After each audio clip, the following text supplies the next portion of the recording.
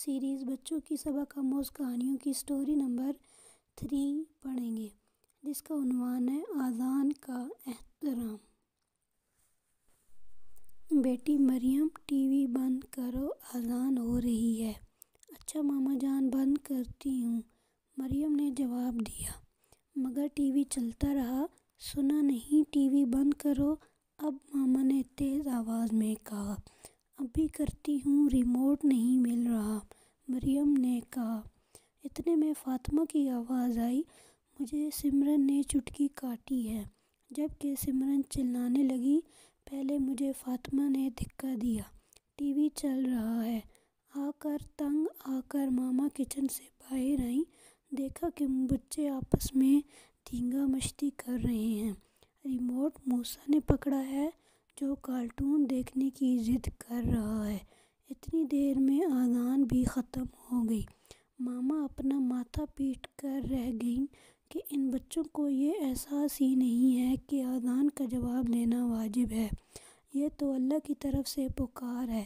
جب والدین کی آواز پر نہ آنا گناہ ہے تو اللہ کے حکم کو نظر انداز کرنا کتنا بڑا گناہ ہے۔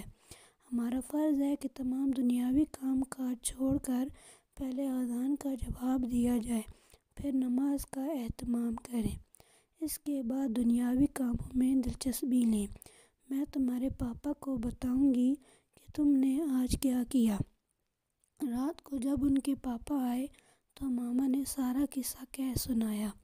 پاپا نے بچوں کو اپنے ساتھ بٹھا کر بتایا، پیارے بچوں، دنیا میں سب سے زیادہ بلند ہونے والی آواز اذان کی یہی ہے۔ یہ واحد آواز ہے جو ہر لمحہ دنیا میں گونجتی رہتی ہے۔ اس کا جواب دینے والے پر فرشتے رحمت برساتے ہیں، اللہ تعالیٰ کی رحمتیں نازل ہوتی ہیں۔ سب سے بڑی بات یہ ہے کہ جتنا ثواب اذان دینے والے کو ملتا ہے، اتنا ہی ثواب گھر، دفتر یا باہر کہیں بھی بیٹھے فرد کو اس کا جواب دینے سے ہوتا ہے۔ پاپا نے انہیں ایک تاریخی واقعہ بھی سنایا۔ خلیفہ ہارون الرشید کی بیوی ملکہ زبیدہ نے مکہ شریف اور مدینہ شریف کے درمیان حاجیوں کی سہولت کے لیے ایک نہر کھدوائی تھی۔ خلیفہ وقت نے اس کا نام نہر زبیدہ رکھ دیا تھا۔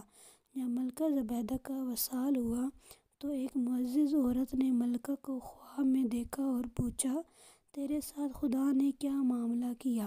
ملکہ نے کہا، اللہ تعالیٰ نے مجھے بخش دیا۔ اس عورت نے پوچھا، کیا نہر زبیدہ کی وجہ سے؟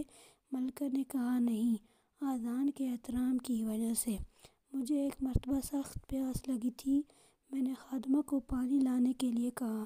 جو ہی خادمہ پانی لائی، اذان شروع ہو گئی۔ میں نے پانی نہیں پیا بلکہ اذان کا جواب دینے لگی۔ بس یہی نیکی میرے اللہ نے قبول فرما لی اور مجھے بخش دیا۔